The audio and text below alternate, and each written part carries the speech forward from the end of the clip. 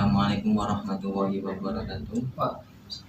Masih bersama dengan saya Huswal Arifina, anggota kelompok KKN 77 jurusan Ilmu Politik, Fakultas Ilmu Sosiologi dan Ilmu Politik.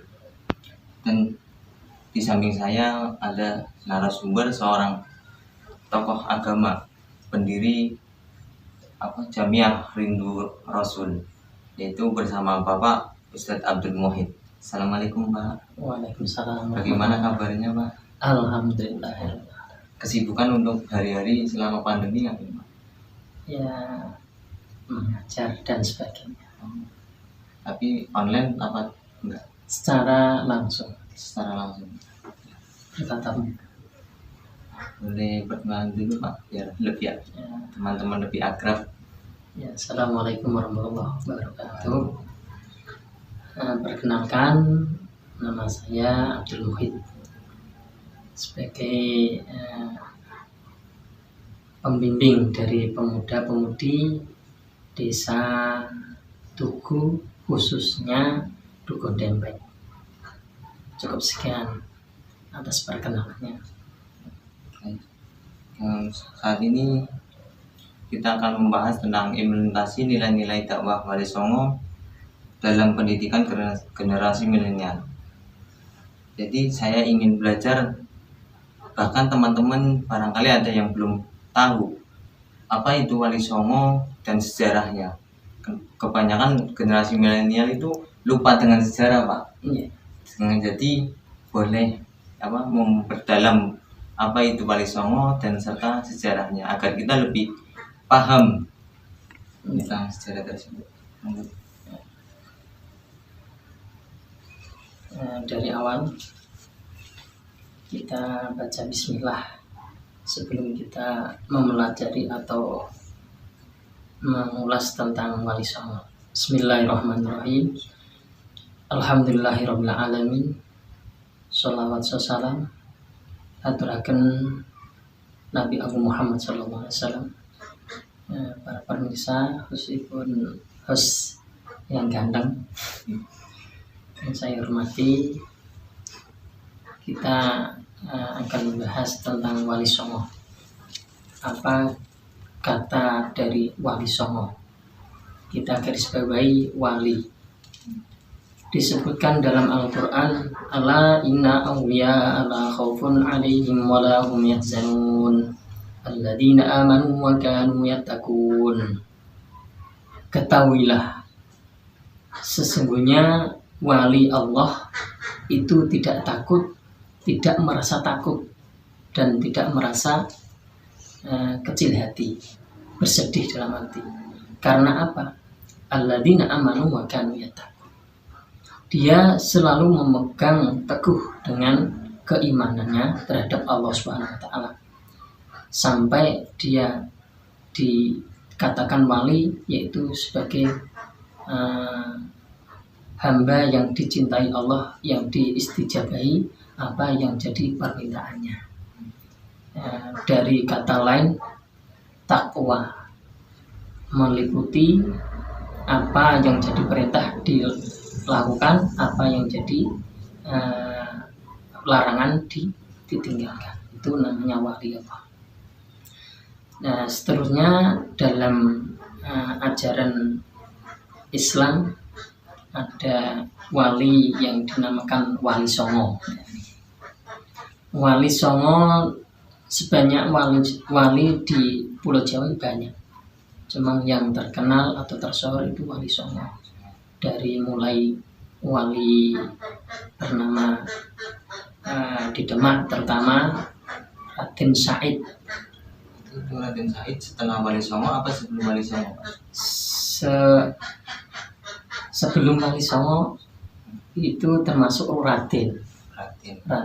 Setelah dia berjuang di agama, memperjuangkan agama Allah Ta'ala lewat seni budaya atau karakternya, bisa jadi perkumpulan wali-wali sampai wali 9 itu. Bagaimana?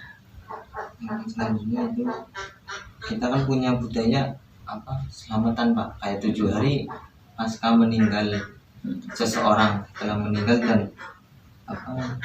dari bagian dari asimilasi Islam dan kebudayaan lokal, kayak seperti kenduri, wayang. Apakah itu bagian dari Wali Songo, khususnya di Sunan Kalijaga? Dan apakah sampai sekarang masih melekat di masyarakat? Saya akan mengulas tentang budaya Wali Songo, termasuk di Demak Raden Said, ya, terkenalnya Raden Said itu berjuang di masyarakat menggunakan seni budaya yang tidak keluar dari jalur Islamiyah, dan arti syariat Islam. Ihdinas siratal mustaqim, mencari jalan yang lurus, itu garis bawah dari Al-Quran.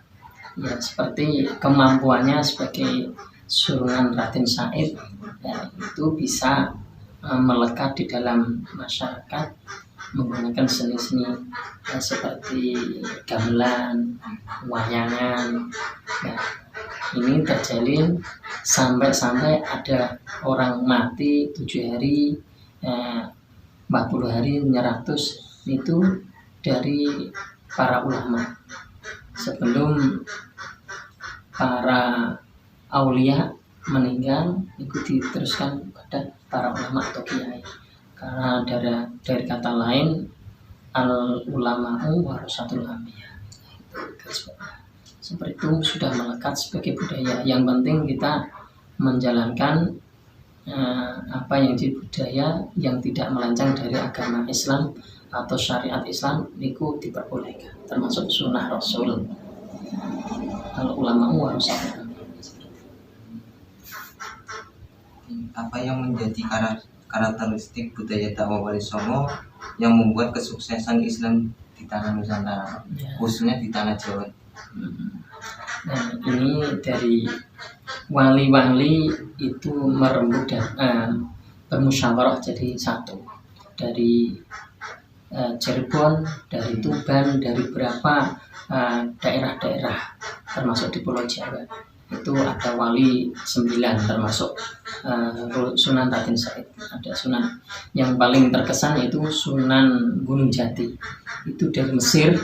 Dianya disuruh ayahnya untuk mengganti posisi menjadi raja di Mesir ketika tahun masa itu. Tapi dia tidak mau, karena dia mau memperjuangkan agama Islam bersama ibunya di tanah Jawa. Oh, berarti itu Sunan yang di Cirebon tersebut bukan asli orang Jawa, Pak? Asli bukan orang Jawa. Tapi masih ada nasab dari orang Jawa atau Indonesia? Itu pendatang. Oh, pendatang yang mau berjuang di agamanya Allah Ta'ala lewat dakwahnya, menggunakan kekuasaan, menggunakan skillnya di dalam berdakwah. Seperti Sunan Ampel. Sunan Ampel itu juga mempunyai karakter berbeda, sebagai pendiri pondok pesantren, juga sebagai pencetak pendakwah untuk kemajuan, berjuang bersama dalam menjalankan perintah Allah. Seperti di Jawa sekarang ini sudah tersebar luas. Nanti karakteristik wali satu dengan wali yang lain itu berbeda, Pak? Berbeda-beda. Bahkan baca itu ada yang saling berkontras tapi dengan tujuan yang sama. Ya, dan seperti Sunan Kudus bernama Ja'far Shotib. Dia sebagai wali yang mempunyai karakter berbeda dari sunan yang lain, seperti kekuasaannya, kemampuannya membuat benda-benda yang membuat seseorang terkagum, seperti pusaka atau perdagangan, alat-alat bermasyarakat untuk membutuhkan kebutuhan masyarakat sekitar.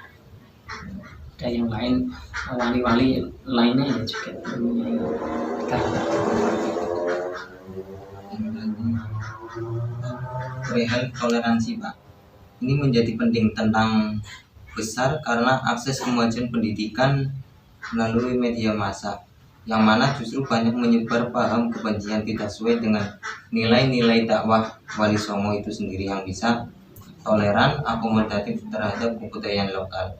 Nah, itu kan kami kan sebagai generasi milenial, itu bagaimana agar kami bisa mengimplementasikan nilai-nilai dakwah Wali Songo tersebut, terutama cara kita. Kalau orang milenial kan biasanya ngupload story di Facebook maupun WA dan seterusnya, Pak. Nah, itu bagaimana biar kami bisa meneladani nilai-nilai Wali Songo itu? Ya, kita lihat dari segi zaman. Kita boleh mengikuti zaman, tapi tidak lupa meninggalkan iman. Ya, iman, terutama iman. Wala taqulu liman yuqtalu fi sabilillahi amwat bal ahya walakin la tash'urun. Surat Al-Baqarah kalau tidak salah. Kita lihat dari sisi ayat tersebut, kita jangan sampai merasa bahwa wali Allah itu meninggal. Bal ahya, akan tetapi sebenarnya dia hidup di dalam alam yang lain. Setelah itu walakin la tash'urun, akan tetapi banyak seseorang yang tidak menyadari. Jadi pada hakikatnya itu wali masih hidup ya? Masih hidup.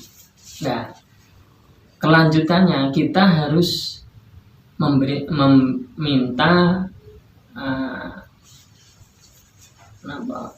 berdoa untuk kemaslahan kemajuan dalam segi zaman yang sekarang ini, yang sangat membuat kita bingung.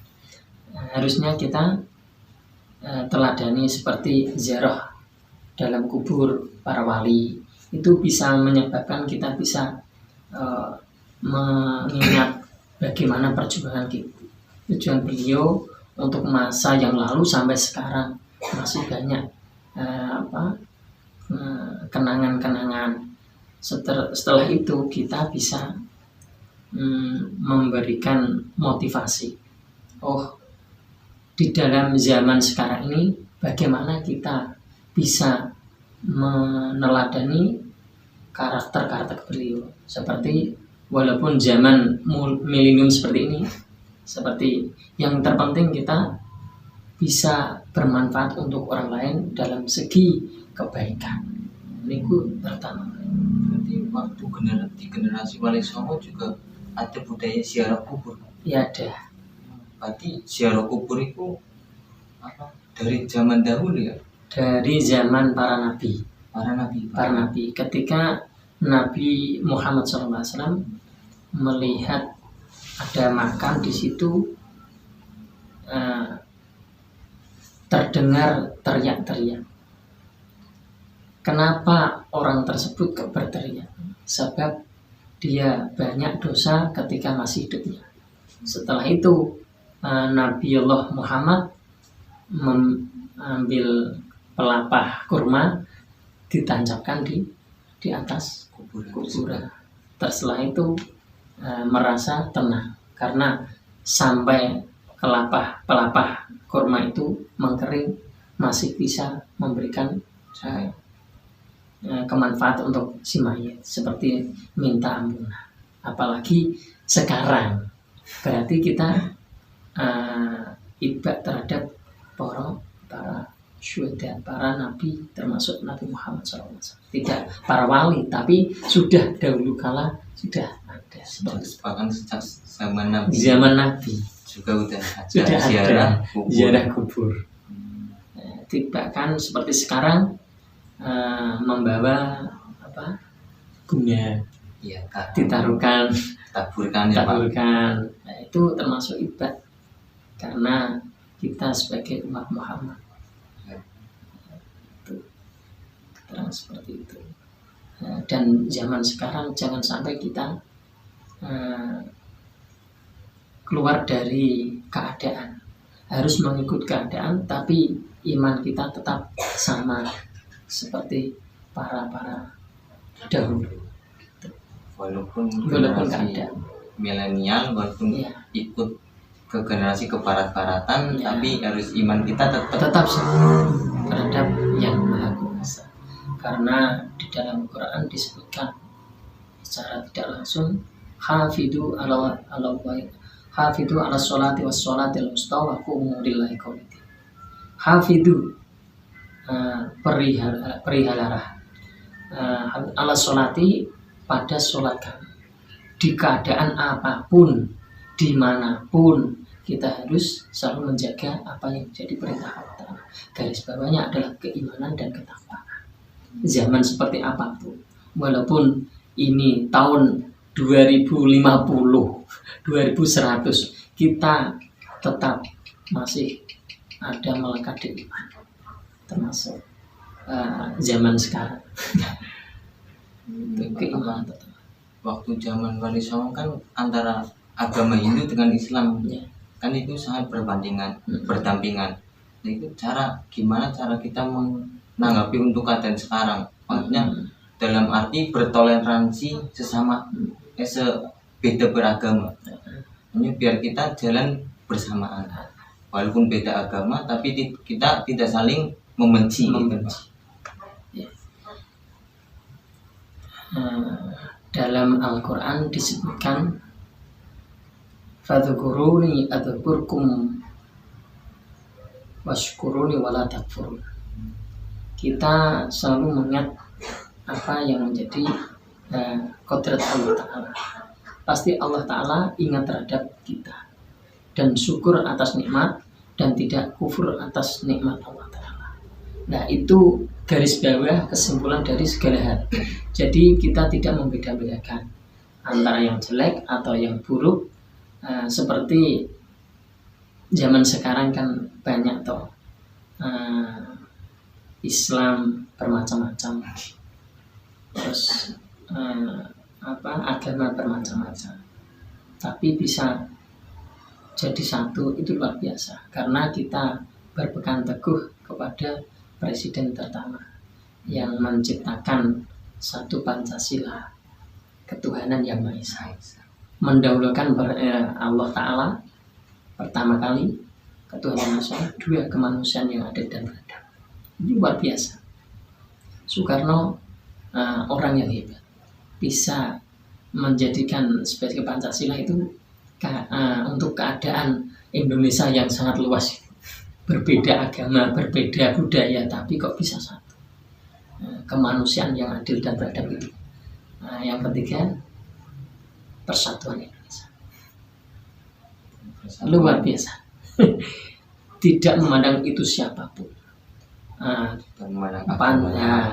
agamanya apa, terus latar belakangnya apa, tidak. Itulah yang menjadikan kita berpegang teguh Pancasila itu. Dan seterusnya yang kelima, silakan. Luar biasa. Salut. Terus ini Pak, apakah masyarakat ada yang masih menggunakan metode dakwanya, terutama para tokoh agama, untuk menyebarkan agama? Dalam arti untuk misalnya kayak berdakwah, tapi dengan cara tetap meneladani Wali Songo tersebut, khususnya Sunan Kalijaga yang masih menggunakan wayang yang dahulu. Apakah tokoh agama yang saat ini masih menggunakan itu? Ya, kalau meneladani itu tetap masih ada. Sebagian kiai atau tokoh agama seperti sekarang banyak yang menggunakan dakwah, menggunakan wayang, menggunakan gamelan, dicampur dengan alat modern, itu kan masih banyak. Cuma untuk lingkungan sini tetap menggunakan, tapi dengan cara yang lain. Termasuk Sunan Raden Said itu kan seni budaya dan gamelan dan lain sebagainya, itu kan masih ada. Seperti bersolawat, lir ilir tanduri Gulsum ini kan sekedar siiran tapi untuk berdakwah, menikmati lagu sambil adanya musik modern atau sholawat seperti hadroh seperti itu. Karena perkembangan Perkembangan zaman. zaman. Kalau tidak dikondisikan dengan keadaan, nggak bakal maju. Saya sudah garis bawahi dari tadi, zaman apapun tapi iman jangan sampai ikut zaman sekarang. Bisa pesan-pesan Pak agak apa untuk kaum milenial biar lebih mendalami Wali Songo, terutama di bidang pendidikan.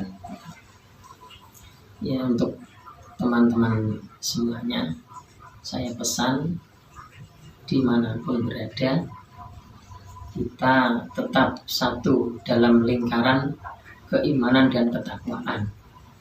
Walaupun itu di segala hal, yang terpenting kita selalu mendahulukan ingat akhlakul karimah dulu. Setelah itu mau jadi apa itu terserah Anda, mau apa itu terserah Anda. Yang terpenting dari mana, mau kemana, terus untuk apa kita. Nah, itu. Dari mana, mau apa, untuk kemana. Ini tiga ini harus kita ingatkan. Nah, dari mana kita? Dari yang nggak ada menjadi ada, terus nggak ada. Ya, untuk tidak ada itu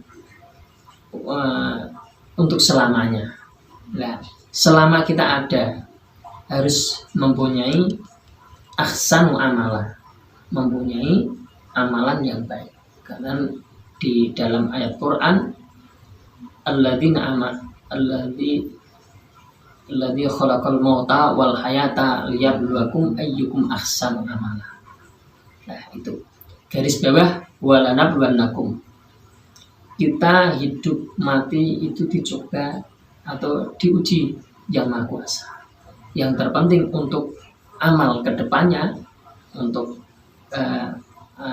selanjutnya ahsan amalah itu terpenting. Cukup sekian pengingat untuk supaya kita semakin iman dan takwaan kita semakin bertambah, walaupun menjalani hari-hari atau waktu-waktu yang tidak menentu, yang tidak kondusif dalam keadaan apapun. Cukup sekian. Terima kasih Pak Ustadz Abdul Muhid. Semoga ilmunya bermanfaat. Amin. Untuk diri saya sendiri maupun untuk pemirsa semuanya. Hadamina afan istifaan. Wassalamualaikum warahmatullahi wabarakatuh. Waalaikumsalam warahmatullahi wabarakatuh.